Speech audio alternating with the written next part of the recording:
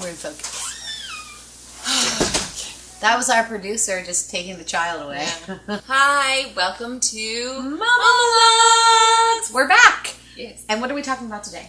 Today we're talking about labor. Oh I'm like, God. Oprah. Come on down. And you get a baby. And you get a baby. And you get a baby. No, it's so great, labor. No, it's fine. You're going to be fine. Labor is so much fun. I'm sorry. Mary Beth I'm having obviously a hard time disagrees with my comprehending that theory. one. I'm not saying it was for me. I'm just saying that it could be for some people. So I forgot to put lipstick on. Nah. doesn't she look great? Look at this beautiful green shirt she has on. It's green, so. Green. Green. I don't know why we keep doing that, but so labor. I know why Oprah does it now. It's really fun. No, I'm sorry. Labor sucks, but it's also incredibly exciting. The first part was, I'm just going to start talking about myself. I'm very sorry. I know I do that a lot. But then we'll get on to you. Fine. So I was induced, and I'm going to try and make this quick because our last episode was way too too long. long. You're welcome. We're not talking about things. So good. Okay, so I'm glad we're giddy because labor. So your labor, you my labor was incredibly long. Yeah, like I Oh. said, Monday I got in at 4 p.m. and I had the child on a Wednesday Oh, at she 4:30. did mention that before. Yes. So that sounds horrific. yes, it was long, but being induced, you have to be induced first, so that does take some time. How long did you have to push for? My pushing was the fastest part. Mine too. I thought, if I went in on Monday, I would have the baby at least by Tuesday. And then they were like, well, if you have it on Wednesday. I was going to let it go. It's the kale salad. Okay, well, I was going to let that go, It but doesn't smell very good. Just like all things in labor, everything doesn't smell good. So we didn't sleep at all Monday night.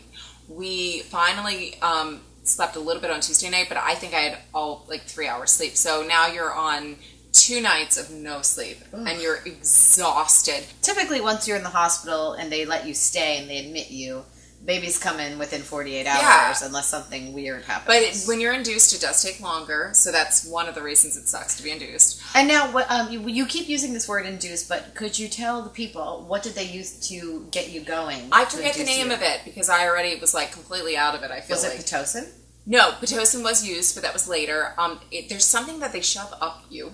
Oh, that And sounds pleasant. Tell us more about that.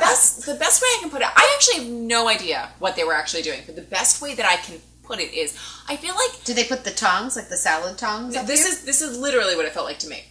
That they have this long sheet of paper, okay, and it burns a little bit, and they keep on unwinding it and winding it and unwinding it, and then they just keep on shoving it and shoving it and shoving it and shoving it. Okay. You can't see this, but she's gesturing towards her vagina. Yeah. Of the shoving things in. That's right, but It I doesn't look actually have pleasant. no idea if that's what they were doing, but that's what it felt like to me. But that was painful to me, and I was like, oh my god, you gotta stop for a minute, you have to stop. And I was like, this doesn't bode well for me, does it? And the doctor was kind of like, no. You're in labor, meaning you're having contractions. Yeah. They give you something, whatever this paper thing is, to speed it along. Yeah. Your water breaks in the process. No, so then it don't took another almost 24 hours for my water to break, but at this point I'm in pain from the stuff that they shoved up me. So at that point, I'm not feeling I'm very concerned about the things that were shoved inside of Mary Beth during her labor. whatever it was. All of you probably know it. I don't remember. I don't feel bad about the fact That's that the best part about pregnancy is that it's really horrible while it's happening, or I'm sorry, labor and delivery, and then it's over, and then you're like, oh, it wasn't so bad, and then that's how you trick yourself into having another one. Yeah, it's totally true. There's actually,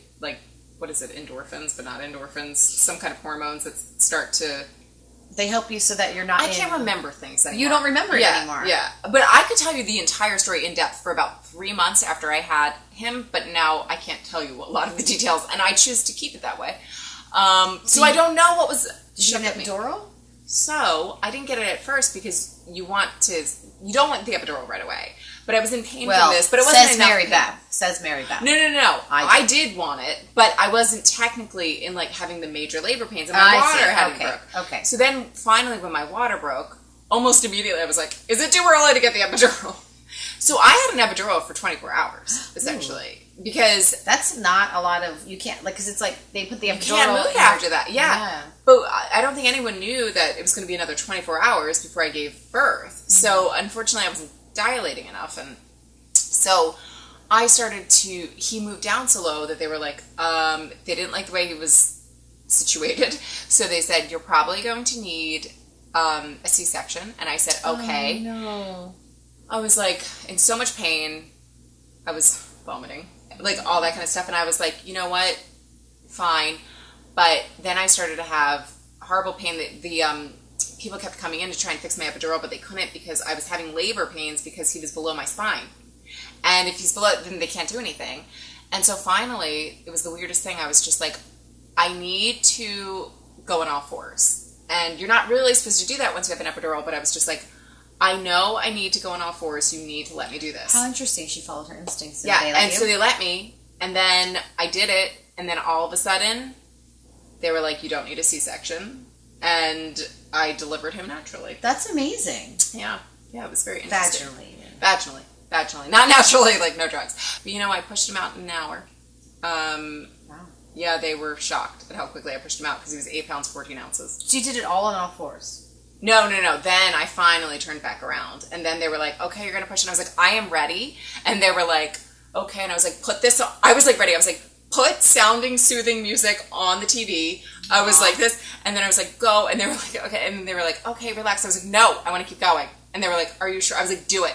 And I was like, I can go again.